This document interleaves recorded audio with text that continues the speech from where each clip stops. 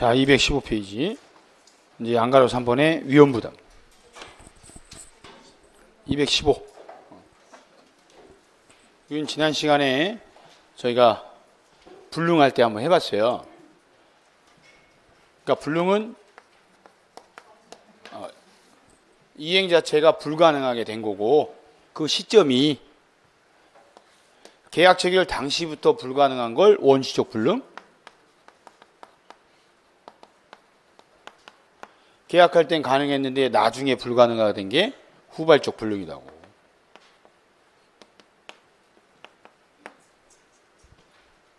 원시적 불능이면 처음부터 불가능했으니까 계약이 부여야. 이때 이제 적용되는 책임이 계약 체결상 과실 책임이고.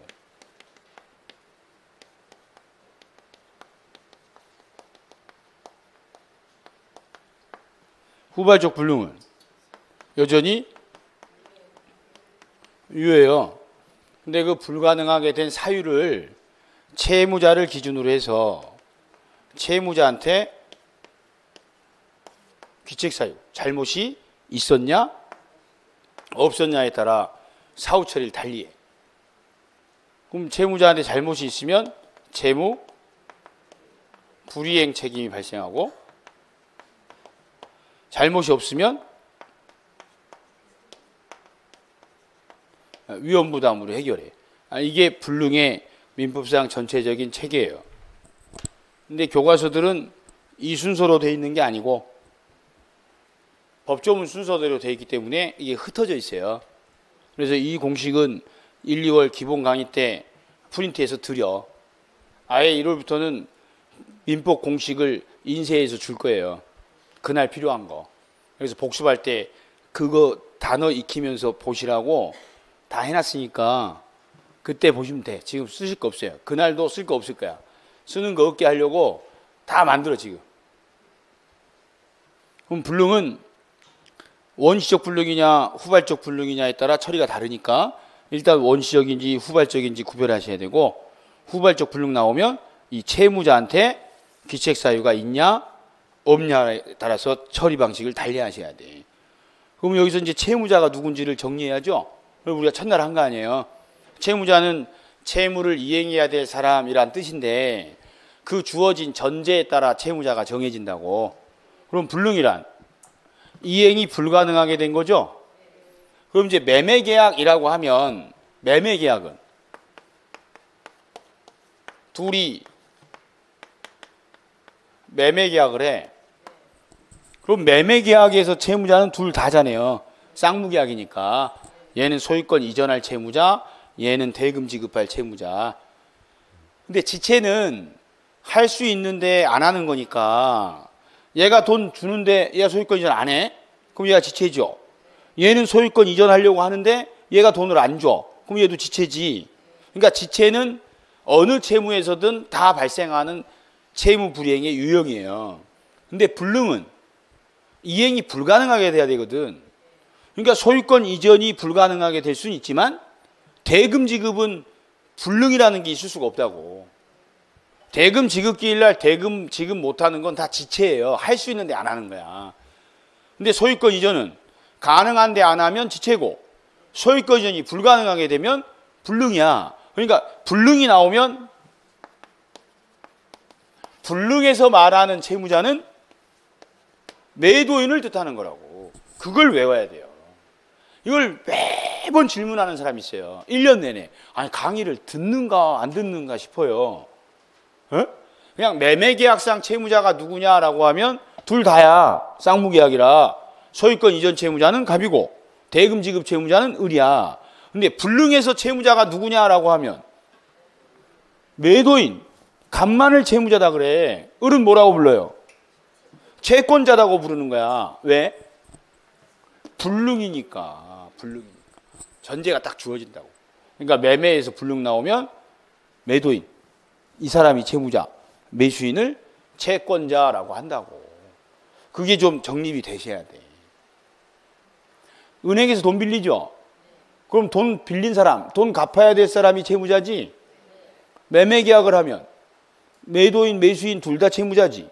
근데 불능이 발생하면요, 매도인이 채무자인 거예요. 매도인이. 그게 딱 정립이 되셔야 돼요. 그럼 사건은 둘 중에 하나야. 둘이 계약 유약했다가 그 이후에 이 건물이 소유권이 불가능하게 됐어. 불능이 일어났다고. 그럼 갑한테 잘못이 있는 경우가 있고 갑한테 잘못이 없을 수가 있다고. 갑이 잘못했대. 이걸 갑의 귀책 사유, 갑의 책임 있는 사유, 갑의 고의 또는 과실 다 같은 말이에요. 갑의 잘못으로 인해 이행할 수 없게 됐어. 그럼 갑은들한테 지가 잘못해서 약속 못 지키게 된 거 아니에요. 그럼 갑은들한테 책임을 져야 된다니까. 이걸 채무 불이행 책임이라고 한다고.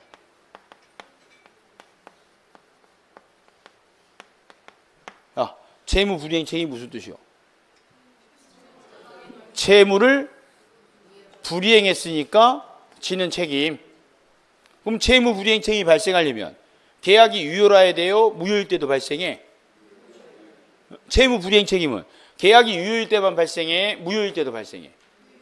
유효라야지. 아니, 채무를 불이행하려면 채무가 있어야 불이행이 발생할 거 아니에요. 무효면 채무가 없지. 그럼 채무 불이행도 발생 안 하는 거예요.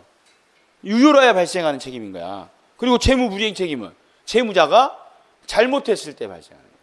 채무자가 잘못한 게 아니면 그건 채무 불이행 책임이 아니다고. 그러니까 채무 불이행이란 채무자가 잘못해가지고 채무를 불이행했을 때 지는 책임이에요. 이걸 이행 불능이다 그래.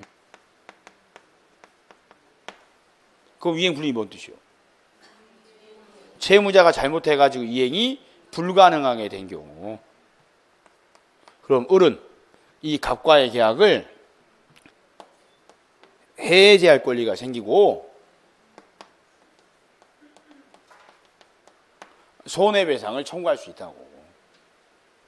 그럼 이제 해제를 하게 되면 계약관계가 처음부터 존재하지 않았던 걸로 소급해서 소멸해.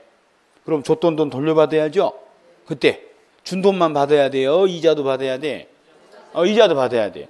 계약 해제되면 소급해서 소멸하기 때문에 준 돈에 대한 이자를 돌려받아요. 그걸 원상회복이다 그래.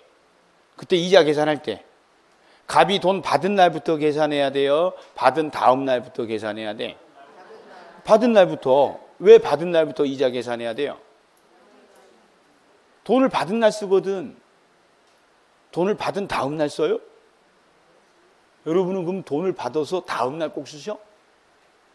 그러니까 법에서도 해제되면 갑이 받은 날부터 돌려주는 날까지 이자 계산해서 주라는 거야. 갑이 잘못했기 때문에. 그리고 손해배상도 청구할 수 있어. 이때 손해배상은 실내이익이겠어요? 이행이익이겠어? 이행인 거야. 계약 유효였죠? 그럼 제대로 이행을 했다면 을이 되팔아서 남길 이익이 있지. 이행이익을 배상해야 돼. 이행이익. 그래서 시험에 이렇게 나온다. 채무 불이행을 원인으로 해서 손해배상할 때 실내이익이 원칙이냐 이행이익이 원칙이냐 이렇게 나와요. 그럼 지문에 답이 써 있다?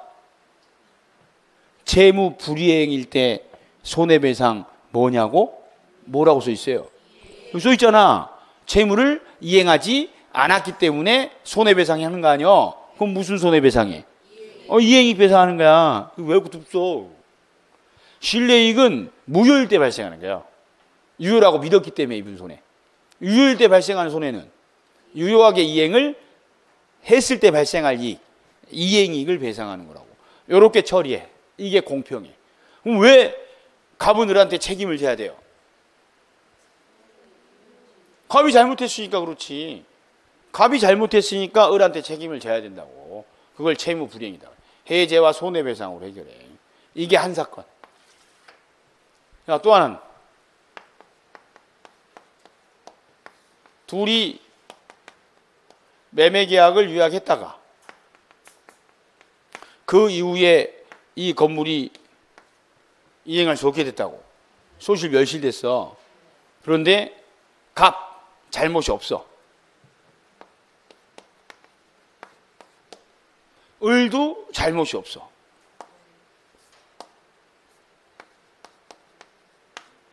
이걸 표현할 때 쌍방 귀책 사유 없이라고 표현해. 둘 다 잘못이 없다고.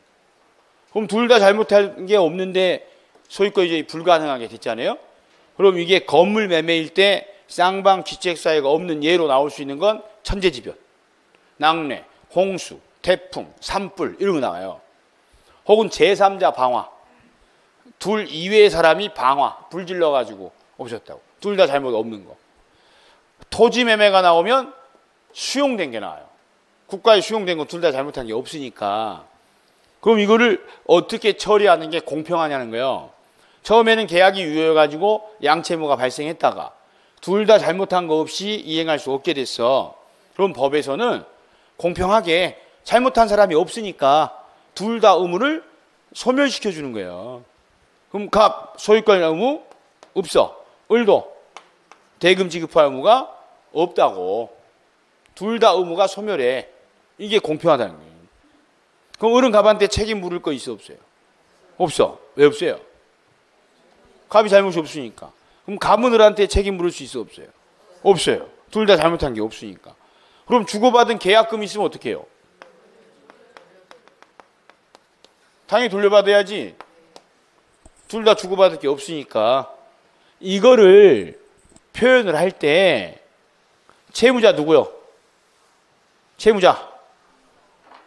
채무자 누구야? 채무자 누구냐고 여기서. 아, 갑이라니까. 왜 갑이 채무자요? 불능이니까. 지금 우리 불능하고 있다니까? 그러니까 채무자는 갑이요.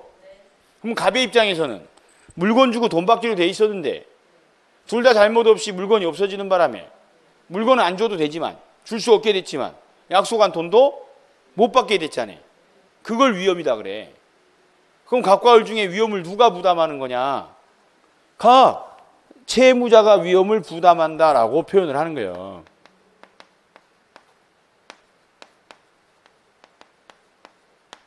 그러니까 법조문대로 책대로 하면 이게 어려워. 채무자 위험 부담이 무슨 뜻인지 모르니까. 근데 그냥 상식으로 하면 둘이 전원주택 매매했어요. 산자라 깎아가지고 만든 전원주택. 그리고 매매 계약한 이후에 계약금 주고 중도금 주러 갔더니 전날 산사태 일어나가지고 아예 멸실돼 버렸다고 전원주택이. 그럼 매수인은 매도인한테 뭐라 그래요? 여러분이 매수인이면 어떡할 거야? 아, 계약하고 계약금 줬다가 중도금 주러 갔더니 산사태로 멸실돼 버렸다고. 그럼 어떻게 하실 거야? 줬던 계약금은 돌려달라고 할 거 아니요? 그거를 법에다가 채무자 위험부담이라고 규정을 둔 거라고. 채무자, 매도인은 물건 없어진 반면에 돈 못 받아. 그럼 돈 달라고 못 하죠? 그럼 받은 돈은요? 돌려줘야지. 그걸 채무자가 위험을 부담한다라고 표현한다고. 그럼 채무자가 위험을 부담한다는 이야기는 둘 다 잘못한 게 없다는 이야기예요. 없다고. 받은 돈 돌려주라고. 을 입장에서 얘기하면요. 돈 줄 의무가 없지. 줬던 돈은요. 돌려받아야지. 그래서 채무자 위험 부담을 한마디로 하면 갑의 입장에서는 돈 달라고 못한다는 이야기고 을의 입장에서는 돈 줄 필요가 없다는 거고 줬던 돈은 돌려받는 거요. 그걸 채무자 위험 부담이다 그래. 그럼 채무자가 위험을 부담한다는 이야기는 둘 다 잘못한 게 없다는 이야기예요. 가장 특이한 거.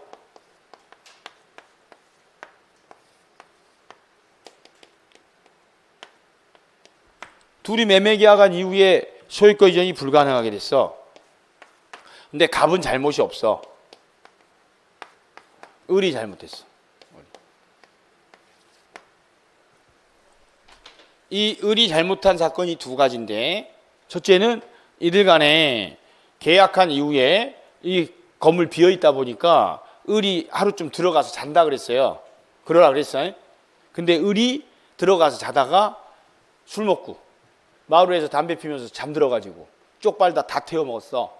간신히 기어났대. 그럼 을의 귀책 사유로 소실됐잖아요. 그럼 을은 약속한 돈 줘야 공평할 거 아니요. 지가 잘못해서 물건을 못 받게 된 거니까. 그럼 갑은 잘못 없죠. 그럼 갑은 소유권 이런 거 없어졌지. 을은요. 지가 잘못했지. 약속한 돈 다 주라고. 그래야 공평한 거 아니에요. 이거를 채권자가 위험을 부담한다 그래. 그럼 채권자가 누구요? 매수인. 매수인이 위험을 부담한다는 이야기는 매수인 지가 잘못해가지고 물건을 못 받게 됐을 때에는 약속한 돈을 다 줘야 공평하다고. 그걸 채권자 위험 부담이라고 그래요. 그럼 이 둘의 공통점, 위험 부담의 기본 전제의 공통점은 채무자가 잘못한 게 없다는 거예요. 그러니까 불능이 나오면 크게 둘로 나뉘어. 채무자가 잘못을 했느냐, 잘못이 없느냐. 그럼 채무자가 잘못이 없는 경우가 둘로 나뉘죠. 채권자도 잘못이 없었냐, 채권자가 잘못했냐. 그래서 저희가 불능 문제 할 때 세 개로 해요. 1. 채무자 귀책. 2. 쌍방 귀책 사이 없는 경우. 3. 채권자 귀책. 경우의 수가 사람 2명 나오잖아. 채무자가 잘못했어. 채무 불이행. 둘 다 잘못 없어. 채무자가 위험 부담해. 채권자가 잘못했어. 채권자 위험 부담이라고. 그 셋 중에 한 가지 사유만 적용하면 돼. 채무자가 잘못했대. 책임져. 둘 다 잘못 없대. 둘 다 안 줘. 받은 거 돌려줘. 채권자가 잘못했대. 돈 줘. 이렇게. 그럼 어디? 여기. 을이 잘못해가지고 물건 없어졌죠. 갑, 을한테 손해배상 청구할 거 있어 없어요? 손해배상 청구 있어 없어? 없어. 손해배상 청구할 권리가 없어요. 손해배상은 채무 불이행일 때만 나오는 거야. 손해 없어. 약속한 돈만 다 받으면 되는 거야. 오늘 배운 거. 야, 둘이 매매계약 했다가 이행기가 됐거든. 그래서 갑이 소유권 이전해 가라고 서류 제공했어요. 근데 을이 이걸 안 받아갔어. 수령 지체 중이었다고. 이 상태에서 낙뢰가 떨어졌어. 그리고 을이 수령을 지체하던 중에 건물이 위험이 발생해서 없어져 버렸잖아. 그러면 을 돈 주는 게 공평해, 안 주는 게 공평해? 줘야지. 왜요? 수령 지체하고 있었잖아. 이때 받아갔으면 을 거였잖아. 안 받아가던 중에 위험이 발생했잖아. 그럼 을이 돈 다 줘야 공평한 거 아니냐고. 그래서 법에서 이 둘을 똑같이 취급하는 거예요. 을이 잘못한 거랑 을이 수령을 지체하던 중에 위험이 발생했을 때는 동일하다는 거예요. 둘 다 을이 잘못했기 때문에. 그럼 약속한 돈은 다 줘야 공평하다는 거야. 여기서 이제 더 공평한 게 이거예요. 대금 1억이요. 근데 을이 잘못해가지고 건물 없어진 거야. 근데 이 건물이 있었으면 갑은 을한테 소유권 이전을 해주고 대금 1억을 받아요. 그리고 양도세를 100만 원을 냈어야 돼.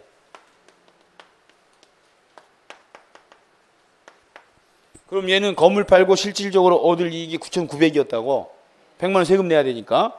그런데 을 잘못해가지고 건물이 소실됐어. 그럼 양도세 나와 안 나와요? 그러면 양도소득세가 무슨 뜻이요? 양도소득세. 양도에서 소득이 있으면 세금 내는 거예요. 야, 여기 건물 있어 없어요? 없어. 건물 없다고. 그럼 등기 이전 돼 안 돼? 안 돼. 등기부도 폐쇄시켜. 건물이 없기 때문에. 양도야 아니요? 아니야. 양도세 안 나와. 안 나와. 그럼 요 갑은 소유권 이전해주고 돈 받았을 때보다 을이 잘못해가지고 물건 없어졌을 때 100만 원 이득이 더 생겼죠. 세금 안 내니까. 자, 이 돈 돌려주는 게 공평해? 안 주는 게 공평해? 돌려줘? 안 줘?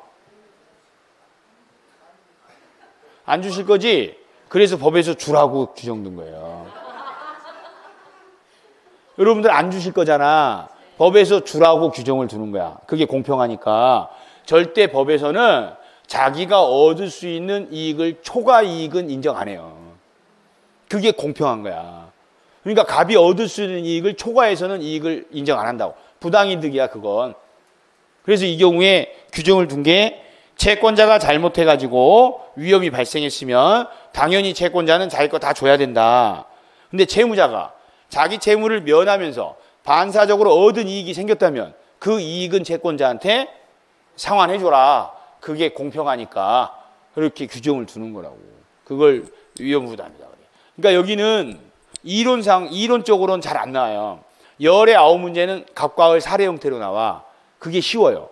문장으로 나오잖아. 그럼 채무자 위험부담, 채권자 위험부담 이렇게 법률 용어, 일상생활에 쓰이지도 않는 법률 용어를 내야 되기 때문에 그런 문제 형태는 중개사 시험에는 10년에 한 번꼴로 나오고 대부분의 문제들은 갑소유 건물 을하고 매매했다. 그 이후에 건물 소실됐다 하고 그냥 1번부터 바로 시작해요. 그럼 후발적 불능 나오면 사유는 딱 셋 중에 하나야.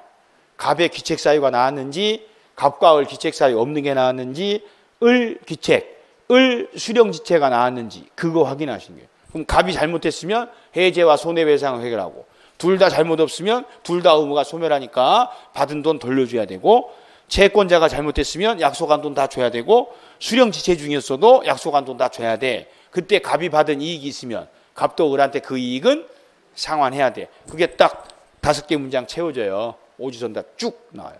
그 중에 한 놈이 항상 답이요. 항상. 그럼 후발적 불능 나오면 기준이 채무자한테 귀책사유가 있느냐 없느냐예요. 그럼 귀책사유가 있을 때랑 없을 때랑 처리 방식이 완전히 다르잖아요. 그리고 기준은 채무자요 채권자요? 채무자가 기준인 거야 항상. 그럼 불능에서 채무자 누구요? 매도인. 매도인이 불능에서 말하는 채무자인 거예요. 매수인은 뭐라고 불러요? 채권자라고 부르는 거야. 왜요? 불능이니까. 그게 잘 돼야 돼. 그게. 채무자 개념이 정립이 잘 되면 민법이 쉬워요. 그런데 채무자 정립도 안 하고 누가 채무자인지 정할 줄도 모르고 왜 채무자가 누군지를 몰라. 어려운 거야. 그러니까 벌써부터 막 질문하는 사람이 있어. 언제는 매매 계약을 하면 채무자가 둘 다래매. 왜 또 불능에서는 채무자가 매도인이에요 이런다고. 그 질문할 내용이 아니잖아. 매매 계약에서 채무자는 둘 다야. 근데 불능에서 채무자는 불능이니까 매도인을 채무자라고 하는 거라니까. 왜 불능에서는 채무자를 매도인이라고 해요? 이렇게 물어보면 안 되지. 그렇잖아. 불능이니까 매도인이 채무자인 거라니까. 왜 불능에서는 채무자가 매도인이에요? 이 질문을 하면 안 된다고. 불능이니까 매도인이 채무자인 거라니까. 불능이라. 이 말이 더 어려우면 진짜 곤란해. 불능이니까 매도인이 채무자인 거예요. 지체는 양쪽 모두 발생할 수 있지만 불능은 매도인의 재산권 이전에서만 발생하는 거야. 그러니까 불능에서 말하는 채무자는 매도인일 수밖에 없는 거예요. 왜? 불능이니까. 근데 이게 이해가 안 되면 그 사람이 원시적 불능인 거야. 그래서 불능 문제가 나오면 축을 잡으셔야 돼. 매매 계약할 당시에 소유자가 누구였는지, 매도인이 누구였는지를 잡으시고 그 매도인한테 잘못이 있는지 없는지를 찾아서 표시해야 돼요. 잘못이 있으면 채무 불이행 책임을 져야 되고, 잘못이 없을 때에는 둘 다 잘못 없으면 둘 다 주고받을 거 없고, 매수인, 채권자가 잘못했으면 약속한 돈을 다 줘야 된다고. 이걸 계속 연습을 하면 더 짧아져요. 채무자가 잘못했대, 책임져. 둘 다 잘못 없대, 둘 다 안 줘. 받은 돈 돌려줘. 채권자가 잘못했대, 수령을 지체하던 중이었대, 돈 줘. 그럼 채무자는 물건은 없어졌고 약속한 돈은 다 받아. 그 대신에 반사적으로 얻은 이익이 생겼어. 그 이익은 돌려줘. 그럼 그 중에 답이 딱 나온다고. 여긴 매년 나와, 시험이. 민법은 수학하고 똑같아요. 완전히 수학 공식화되어 있기 때문에 내 생각을 적용할 필요가 전혀 없어요. 공식대로만 딱 적용하면 답이 깔끔하게 딱 떨어져요. 절대 고갯짓을 할 내용이 없어요. 학계로는 안 그래. 학계로는 이럴 수도 있고 저럴 수도 있는 게 있어요. 학이라. 객관식엔 학을 하면 안 돼. 학. 법은 안 그래요. 이럴 수도 있고 저럴 수도 있는 건 없다니까. 딱 이다 아니다야. 깔끔해. 그러니까 성격이 단호하고 결단력 있는 성격들은 민법 그냥 떡 먹고 눕기야. 생각 많으신 분들은 죽었다 깨나도 못해요. 어려운 거야. 그러니까 중개사 수험생은 딱 둘로 나뉘어. 학계론이 좀 돼. 민법 못해. 그분들이 와서 그래. 저는 학계론은 좀 되는데 민법 때문에 미치겠어요. 그래요. 그거는 민법 때문에 미치겠는 게 아니고요. 본인 생각이 많아서 그런 거예요. 민법처럼 딱딱 떨어지는 거 잘 되잖아? 학계론 못해요. 그 사람들은. 그래서 둘 중에 한 과목 때문에 한 과목 안 되는 게 대부분이야. 물론 대다수는 둘 다 못해요. 둘 다 못해. 민법은 민법에서 못하고 학교는 학교에서 못해. 그게 일반인이고 둘 중에 하나 좀 되면 나머지 하나 안 되는 게 정상이야. 그건 과목의 성격이 다르기 때문에 그래. 그럼 둘 다 잘하는 사람들이 있거든요. 그들을 선생들은 공부 체질이라고 부르고요. 학생들끼리는 진상이라고 불러요. 나는 둘 다 힘들어 죽겠는데 그 공부 체질들은 민법은 민법이어서 쉽고 학개론은 학개론이어서 쉽대. 그럼 다른 수험생들한테 진상이지. 짜증나지? 볼 때마다. 그들은 100에 10명도 안 돼. 공부 체질들은. 그럼 둘 다 잘하고 싶으면 방법은 딱 하나야. 각각 하는 거예요. 방식을. 학개론은 학개론 선생님이 하라는 대로. 민법은 민법 선생님이 하는 대로 하는 거야. 둘이 섞이지만 않으면 돼. 둘이 섞이지 않아? 그럼 둘 중에 하나는 반드시 안 되게 돼 있다니까. 공부가 안 돼. 성격이 다르니까. 성격이 달라. 민법은 공식대로 하시는 거야. 생각 절대 하시면 안 돼요. 절대 하면 안 돼. 사안이 정해졌어. 불능 채무자 딱 정하고 채무자 잘못했대. 책임져. 둘 다 잘못 없대. 둘 다 안 줘. 채권자가 잘못했대. 줘. 그럼 답 딱 떨어져. 떨어진다. 그럼 누가 잘못했는지 잘못 없는지 어떻게 알아요? 근데 왜 써 있는 걸 그냥 두냐고. 표시를 해야지. 표시를 해야 냉정하게 정확하게 답을 할 거 아니냐고. 이게 불능 문제예요. 자, 표시하시게. 여기 215페이지 양가로 3번 위험부담. 여기 동그라미 1번에 의. 첫 번째 줄 끝에 채무자 책임 없는 사유. 바로 밑에 후발적 불능. 그러니까 위험부담이라는 건 일단 전제가 채무자한테 잘못이 없는 경우를 말하는 거예요. 자, 다음 동그라미 2번 제목 채무자. 자, 채무자가 위험을 부담한 되죠. 이때는 쌍방 책임 없는 사유. 둘 다 잘못 없어. 그럼 누가 위험 부담해요? 채무자가 부담하는 거야. 둘 다 잘못이 없으면. 그 예로 두 번째 주 가운데 천재지변 제3자 멸실 소실. 그 다음 밑에 수용. 그럼 천재지변이나 제3자 멸실 소실이나 수용 중에 하나가 보이죠? 그러면 이게 무슨 뜻이야? 둘 다 잘못 없다. 둘 다 주고받을 거 없다. 받은 돈 돌려줘. 그 말이라고. 그래서 동그라미 니은 모두 의무를 면한다. 계약금 반환해야 된다. 3번은 채권자에도 포함시고 기억 채권자의 기책사유. 그 다음 수령지체 중. 둘 중 한 단어 나오죠. 그럼 채권자가 잘못했다는 거지. 그게 채권자가 위험을 부담하는 거야. 그럼 동그라미 니은 채무자는 채권자에게 이행 청구 있다. 왜 채무자는 채권자한테 이행 청구할 수 있어요? 채권자가 잘못했으니까. 단, 봐보세요. 채무자는 이익을 얻은 때 채권자에게 상환. 채무자는 자기 채무 면하면서 이익을 얻은 게 생겼죠. 그거는 상대방 채권자한테 상환해 줘야 돼. 왜요? 그래야 공평하니까. 민법의 이유는 딱 하나요. 공평하게 하라는 거예요.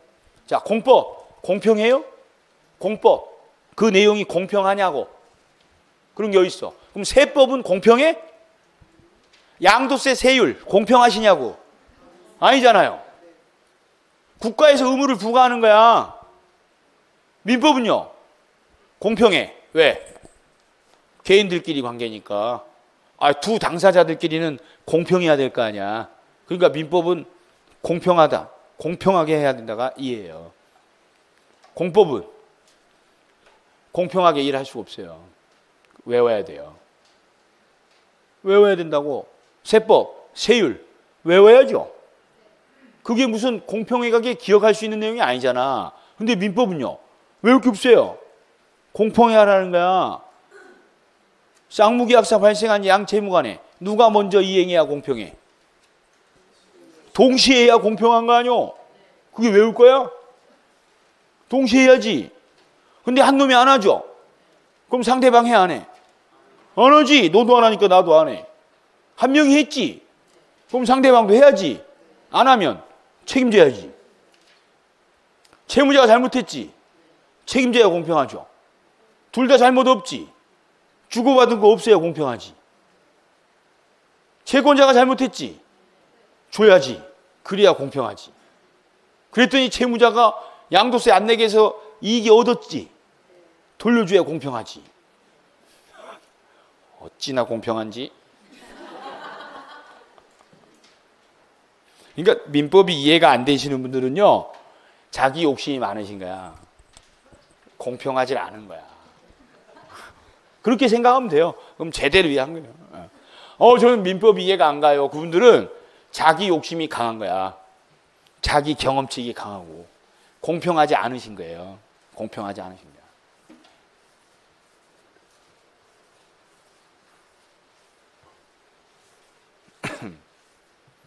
마지막 이제 해제하시게. 해제. 217페이지 7번 계약 해제. 해제까지 오늘 개념 정리하시면 돼. 자, 해제는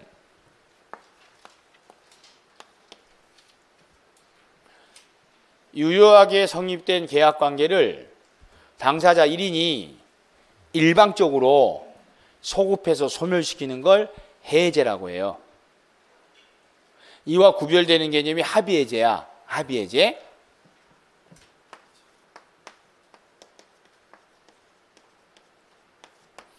그럼 해제랑 합의해제랑 다른 점이 뭐예요? 합의지, 합의. 그럼 합의해제는 어떻게 한 거래? 다 했지. 둘이 합의로 해제하는 걸 합의해제다 그래. 해제는요? 일방적으로 하는 거야. 그러니까 해제는 단독행위고 합의해제는 계약이야. 우리 둘이 해제합시다라고 하는 거. 자, 우리는 지금 해제를 하는 거예요. 왜? 합의해제는 할 게 없죠. 계약자의 원칙상 계약 체결하는 것도 자유고 체결된 계약을 해제하는 것도 당사자 자유야. 그러니까 둘이 합의하에 하는 건 법에서 규정을 둘 필요가 없어요. 그러니까 합의해제는 법에 규정이 없어. 그냥 지들끼리 합의로 해제하는 거예요. 그럼 해제되는 거야. 합의로 한 거니까. 근데 해제는 1인은 해제를 원하고 1인은 원치 않는 거거든. 그럼 무조건 일방적으로 해제를 할 수 없는 거 아니냐고. 그러니까 해제에 대해서는 해제권이 발생한 경우에만 할 수 있기 때문에 이 해제를 하려면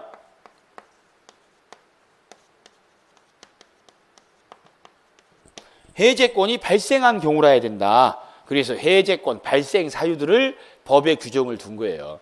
그래서 법에 정해진 사유가 있을 때에만 해제가 가능하고 아니면 해제를 못해. 그럼 해제권이 발생하는 사유가 딱 두 종류예요. 지금 우리는 계약을 하고 있어요. 계약. 지들끼리 약정으로 발생시킬 수가 있어요.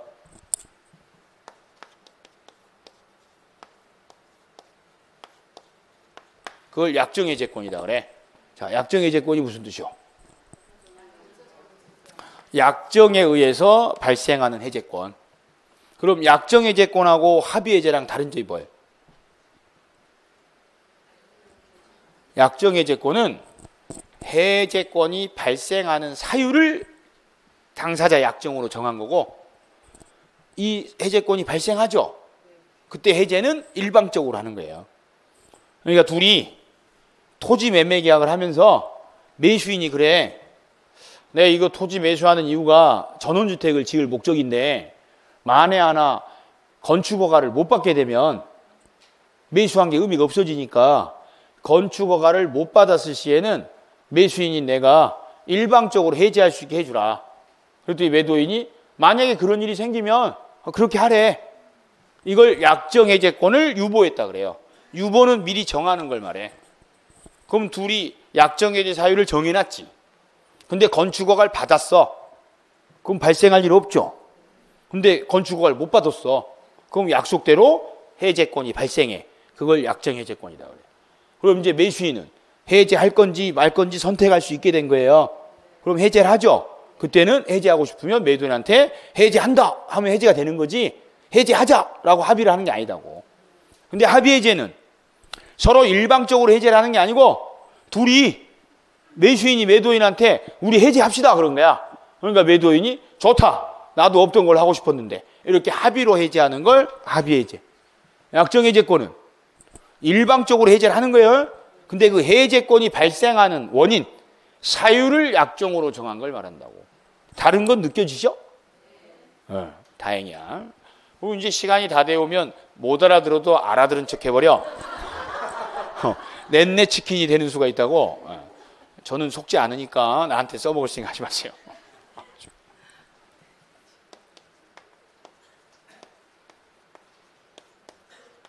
그 다음에 법정해제권이 있다고. 자, 법정해제권은 무슨 뜻이요? 법정이 뭔 뜻이야? 법률 규정. 법률 규정에 의해서 발생하는 걸 법정해제권이라고 한다고. 그러니까 해제권이 발생한 원인은 크게 두 가지야. 당사자 약정에 의해서 발생하는 경우랑 법률 규정에 정한 요건을 갖췄을 때 발생하는 경우랑. 이때 계약법 총칙에서는 법정해제권이 발생하는 사유를 채무 불이행을 규정을 둔 거예요. 그러니까 채무 불이행이 있게 되면 법정해제권이 발생하는데 이때 채무 불이행의 유형이 딱 두 종류야. 두 종류. 자, 뭐하고 뭐야?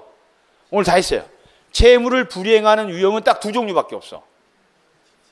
뭐야? 채무자가 채무를 불이행하는 유형은 딱 두 종류다니까. 뭐요? 이행지체랑 이행불능. 아니, 수령지체는 채권자가 안 받는 거라니까.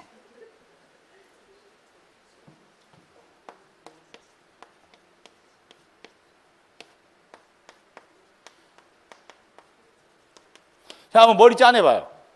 채무를 불이행하는 유형이 지체랑 불능 딱 두 종류밖에 없을 수밖에 없어.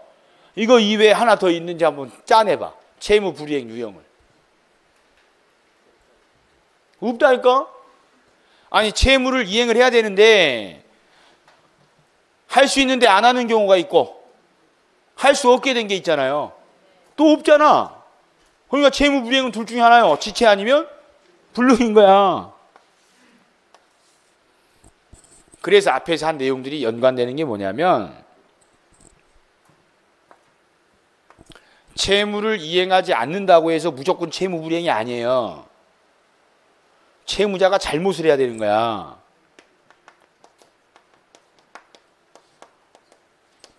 채무자가 귀책 사유로 지체를 해야 이행지체야. 그래서 나오는 쟁점이 동시행이에요. 채무자가 이행기에 이행을 안 하죠. 그렇다고 언제나 지체인 게 아니잖아. 상대방이 제공을 했기 때문에 채무자가 동시에 항면할 권리가 없어.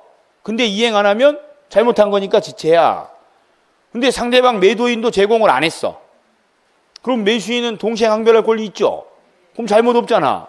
그땐 지체가 아닌 거예요. 그러니까 이행지체라는 건 채무자가 잘못해가지고 이행을 안 하는 걸 말해. 불능도 마찬가지죠. 계약한 이후에 이행이 불가능하게 됐죠.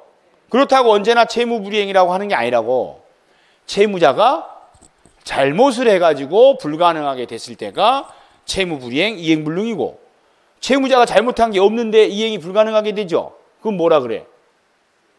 그건 위험부담이라고 하는 거예요.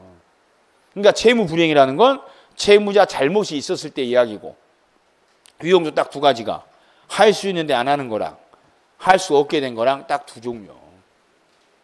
그래서 여기서 차이가 나는 게 일단 채무자가 잘못해가지고 이행을 안 하고 있는 경우랑 이행할 수 없게 된 경우 해제권 발생 요건에서 가장 큰 차이가 최고야, 최고. 최고.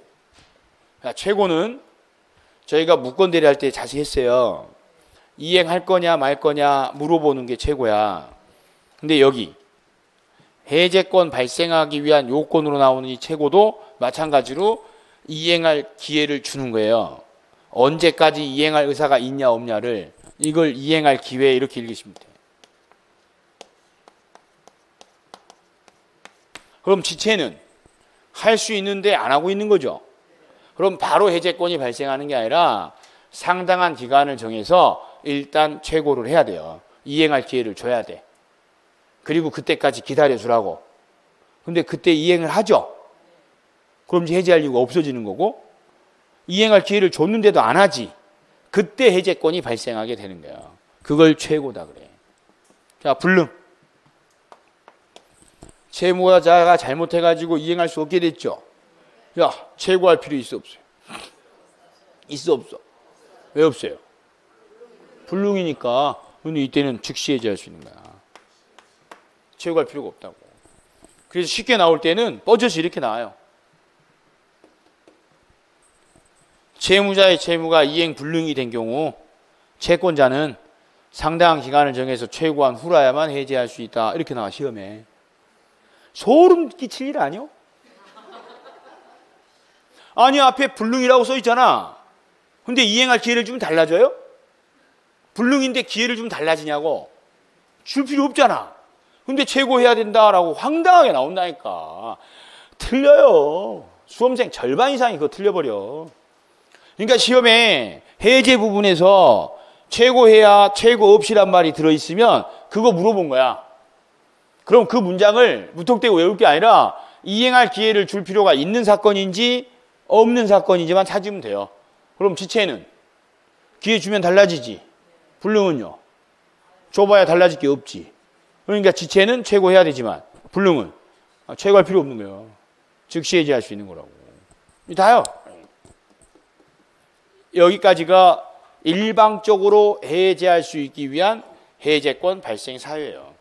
이제 여기서 이제 인문강에서 구별하실 게 그거야.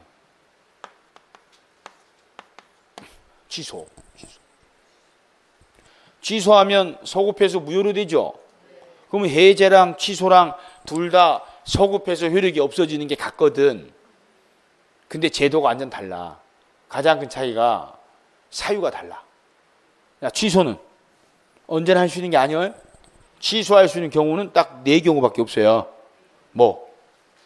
제한 능력, 착오, 사기, 강박에 의해서 의사표시가 됐을 때에만 취소하는 거예요. 해제는 계약이 성립된 이후에 약정해제권이 있거나 법정해제권이 있어야만 할 수 있는 거예요. 계약을 해제하는 거예요. 그러니까 해제랑 취소는 전혀 다른 제도예요. 비슷하게 생겼어. 둘 다 하면 소멸하니까. 그래서 일반인은 취소나 해제나 막 혼용해서 써요. 근데 법에서는 명확히 구별해.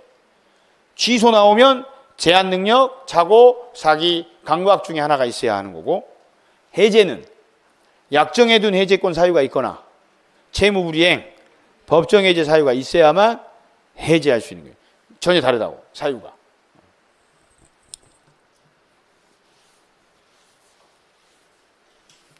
여기까지가 해제권 발생과 관계된 문제예요. 그래서 217페이지에 계약 해제에선 양가로 1번 첫 번째 줄 유효, 소급, 소멸. 그러니까 계약 해제되려면 일단 계약은 유효하게 성립됐어야죠.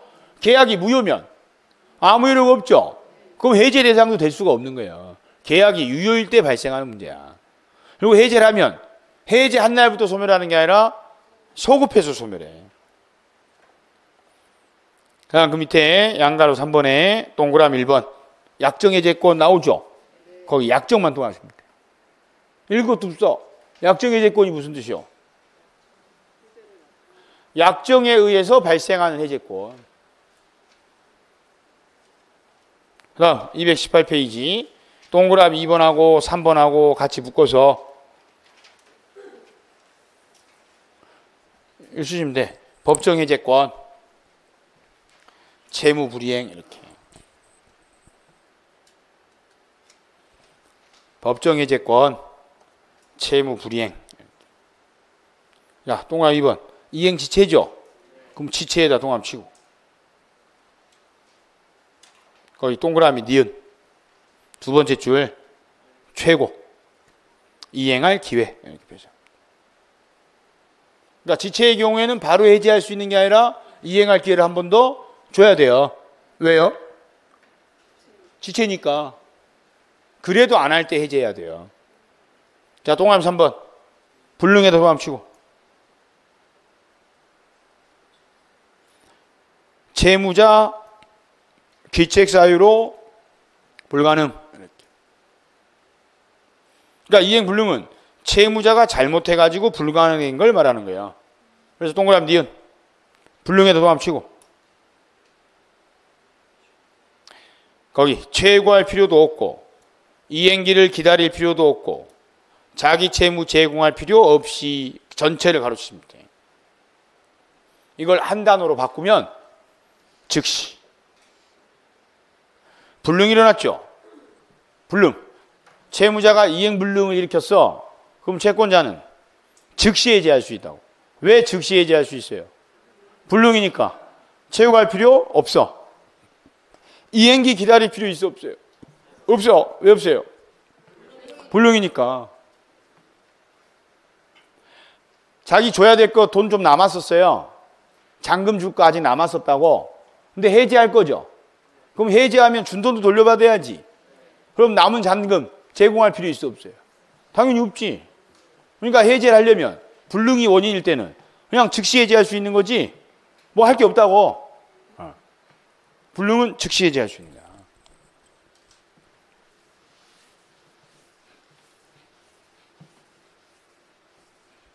자, 이제 해제.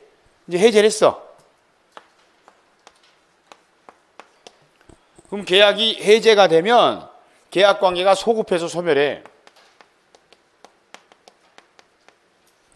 그럼 계약이 해제됐을 때 어떻게 되냐고 물어보면요. 요것만 적용하면 돼요. 계약 관계가 해제되는 순간 소급해서 소멸해. 어디 한번 해보게. 이것만 적용하시는 거야? 쓰실 거 없어. 다음 주부터는 이 책 안 볼 건데 뭘 썼어. 자, 미이행 채무 어떻게 돼? 미이행 채무 어떻게 돼요? 이거 적용해. 계약 해지됐어. 근데 아직 이행 안 한 거 있었지. 미이행 채무 어떻게 돼? 그냥 소멸해. 그냥 소멸한다고. 왜요? 소급해서 소멸하니까. 그럼 이미 이행한 거.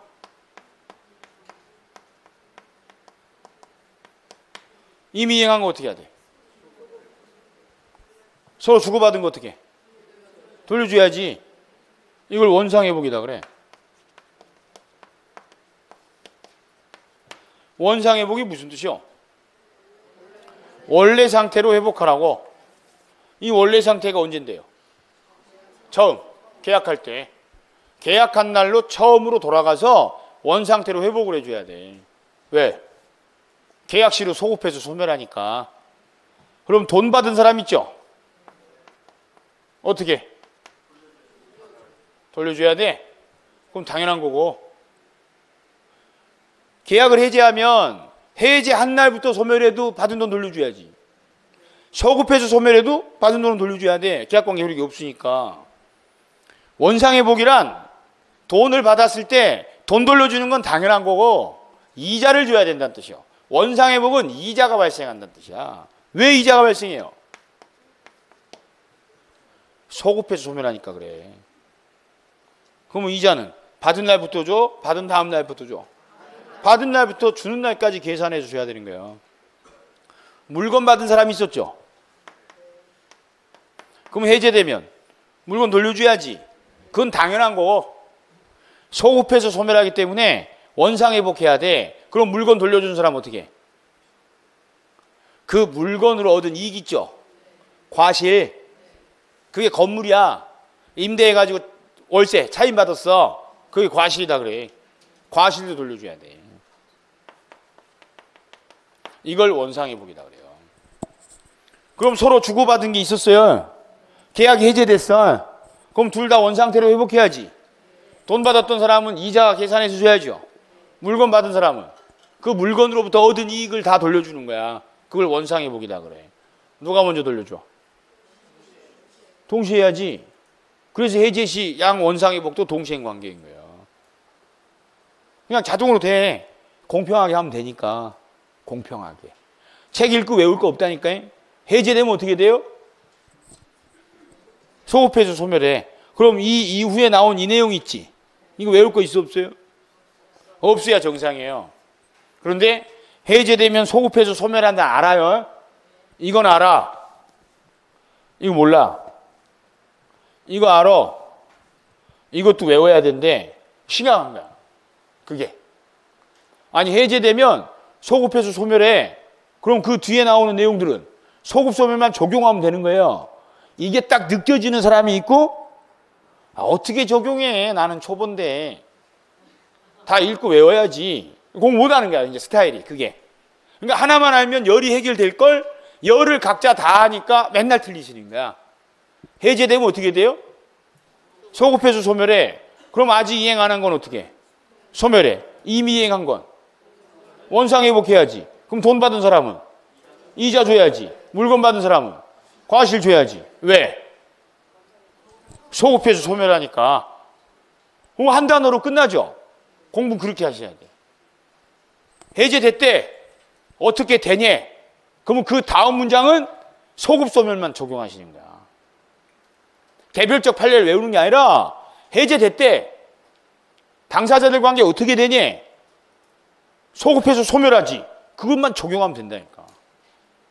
그러니까 아직 이행 안 한 건 이행할 필요가 없는 거고 이미 이행한 건 싹 다 원상태로 회복해야 되고 그러니까 원상 회복해야 되니까 돈 받았던 사람은 받은 날부터 이자 계산해 줘야 되고 물건 받았던 사람은 그 때문에 얻은 이 과실을 다 돌려줘야 되는 거예요. 사법시험에도 이렇게 나왔었어요. 사례 내놓고 갑과 을 사이에 이렇게 갑과 을 사이에 매매하고 중도금만 받은 상태에서 등기도 이전해주고 물건도 이전해준 적 있어. 얘가 잔금은 나중에 주기로 약속했다고 둘이. 그럼 완전히 소유권이 다 이전됐죠. 근데 지금 잔금 채무만 남았지. 근데 이걸 불이행을 계속한 거야. 그럼 얘는 약속한 날 지나자마자 그날부터 지체죠. 갑은 이행을 완료했으니까. 그래서 을이 지체였어. 그래서 이제 갑이 을 지체를 이유로 해제를 한 거야. 그럼 계약이 어떻게 돼? 소급해서 소멸할 거 아니에요. 그럼 잔금 채무 어떻게 돼? 잔금 채무 어떻게 되냐고. 소멸하지. 소급해 소멸하니까 이제 소멸해. 그럼 갑분들한테 잔금 청구할 수 있어 없어요? 없어. 소멸했기 때문에. 을 갑한테 잔금 채무 있어 없어? 없어. 왜요? 소급해 소멸했으니까. 자, 해제되기 전에는 을이 소유자였지. 해제됐죠? 그럼 소급해서 소멸했지. 그럼 등기 어떻게 돼? 등기도 소급해서 소멸하지. 그럼 소유자 누구요? 갑이지. 그래서 지난주에 했던 게 매매하고 등기 됐다가 계약이 해제되죠. 그럼 소급해서 소멸하지. 그럼 등기는 무효등기 됐지. 그럼 말소등기 없이도 갑한테 소유권 복귀하지. 그때 갑이 을한테 행사하는 말소청구. 진정회복론이란 이전등기. 소유권에 기한 물권적 청구권. 소멸시에 걸리지 않는다. 그 내용이 여기 또 나오는 거예요. 이렇게. 똑같아. 그럼 여기다는 뭐만 적용하면 돼? 요것만 적용하면 되는 거 아니에요. 소급해서 소멸한다를. 소급해서 소멸. 그럼 이제 갑 중도금 돌려줘야지. 중도금만 줘? 이자도 줘? 이자도 줘야 돼. 얘 이자 줘야지. 얘 등기 말소해야지. 얘도 물건 돌려줘야죠. 물건만 돌려주는 게 아니라 얻은 과실도 돌려줘야 돼. 사법시험에 이렇게 나왔어. 갑 해제됐으니까 받은 날부터 이자 줘야 된다. 그 다음 을 건물만 돌려주면 되고 건물로부터 얻은 과실은 돌려줄 의무 없다. 이렇게 낸 거야. 사법시험에. 불공평하죠. 갑은 받은 돈 이자 줘야지. 을은 물건만 돌려주면 돼? 을도 물건 때문에 얻으니 돌려줘야 공평한 거 아니야. 사법시험도 그렇게 나와요. 별거 없어요. 민법시험에 나오는 거. 공평하게 하라는 거야. 그러니까 공식대로만 하면 돼. 연습만 하면 된다고. 읽고 생각하면 안 되고. 해제됐대. 이것만 적용하시는 거야. 소급해서 소멸한다. 그럼 받은 날부터 이자 계산해서 줘야 되고 얘는 물건뿐 아니라 과실도 돌려줘야 되고 등기도 무효등기 됐으니까 말소해 줘야지. 이 중 누가 먼저 해? 동시에 해야지. 동시에. 동시행 관계야 이게. 동시행 관계다고. 동시에. 아, 꼼지락꼼지락 그릴 필요 없어요. 보지도 않을 건데 뭘 그렸어. 이것만 적용하면 된다니까. 소급해서 소멸한다. 그리고 해제랑 취소는 달라요. 어떻게 달라? 자, 해제랑 취소랑 다른 제도요. 어떻게 달라요? 이름이 달라. 이름이 다르다고. 자, 쌍둥이 비슷하게 생겼죠? 같은 사람이 다른 사람이요? 똑같아. 해제나 취소 둘 다 소급해서 소멸한다. 비슷해 보여. 근데 다른 제도야. 취소는 제한 능력, 착오, 사기, 강박 이 네 가지 중 어느 한 가지 사유로 의사를 표시했을 때 그걸 이유로 취소하는 거고, 해제는 유효하게 계약이 된 이후에 약정해제권이 발생했거나 채무불이행으로 인한 법정해제권이 발생했을 때 일방적으로 하는 게 해제예요. 다르잖아. 전혀. 발생원이 다르잖아. 그러니까 해제랑 취소는 각각 하는 거예요. 각각 하는 거예요. 그게 그거 아닌가요? 하면 곤란해. 취소는 민법 총칙에 나오고 해제는 계약법에 나와요. 그리고 해제는 오로지 계약을 해제하는 거야. 대상이 계약이 계약. 계약을 해제하는 거라고. 취소는 의사표시를 취소하는 거예요. 의사표시. 전혀 다른 제도야. 다른 제도. 자, 표시하시고 이제 마무리하시자. 자, 양가로 4번에 해제 효과 거기. 동그라미 1번. 해제되면 소급, 소멸. 해제되면 어떻게 돼요? 소급해서 소멸해. 그럼 동그라미 2번. 두 번째 줄. 원상, 회복. 왜 원상 회복해야 돼요? 소급해서 소멸하니까 그렇지. 그럼 3번. 금전. 받은 날. 이자. 자, 두 번째 줄. 물건. 과실. 반환. 자, 마지막 양가로 아까 한 거 손해배상 청구 나왔죠. 자, 거기 채무불이행이죠. 채무불이행에다 동함 치고. 그럼 채무불이행 이행지체와 이행불능의 경우에 해제와 더불어 손해배상도 청구할 수 있어요. 이때 손해배상은 이행이익 원칙이야. 이행이익 원칙. 왜 이행이익이 원칙이에요?